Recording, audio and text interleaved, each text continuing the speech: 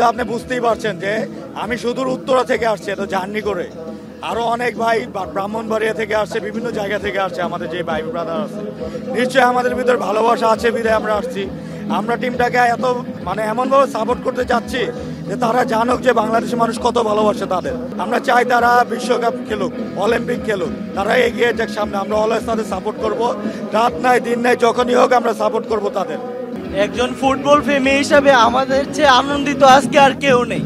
আজকে বাংলাদেশের এক ঐতিহাসিক দিন বলা চলে, কারণ নারী ফুটবল দল এশিয়ার মঞ্চে খেলবে, এশিয়াতে খেলবে, এশিয়ার মঞ্চে খেলবে, হতে পারে আমরা বিশ্বকাপও খেলতে পারি। আমাদের নারী ফুটবল দল যে ভূমিকা রেখেছে দেশের জন্য, আমি আমার অন্তরস্থল থেকে সবাইকে ধন্যবাদ জানাই। বাংলাদেশ ফুটবল ফেডারেশনের সভাপতি তাবিদ আওয়াল সাহেব দায়িত্ব নেওয়ার পরে এত বড় একটা অর্জন বাংলাদেশের জন্য, এবং আমাদেরও গর্ব। আমরা মেয়েদের জন্য আরও দোয়া করি, তারা যেন এশিয়া কাপ এবং ভবিষ্যতে বিশ্বকাপ এনে আমাদেরকে আরও আনন্দিত করবে।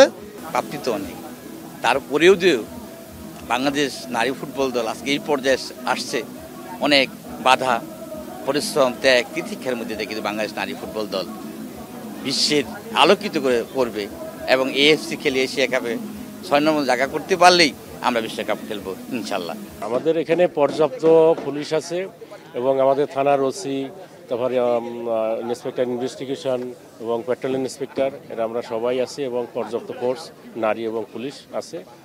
নিরাপত্তার কোনো সমস্যা হবে না ইনশাল্লাহ। নিরাপত্তার দিক থেকে আমরা যথেষ্ট এখানে আছি, কোনো সমস্যা হবে না। আমাদের ব্যাপার থেকে কোনো সমস্যা হবে না, আমরা নিরাপত্তার জন্য যথেষ্ট আমরা এখানে আছি।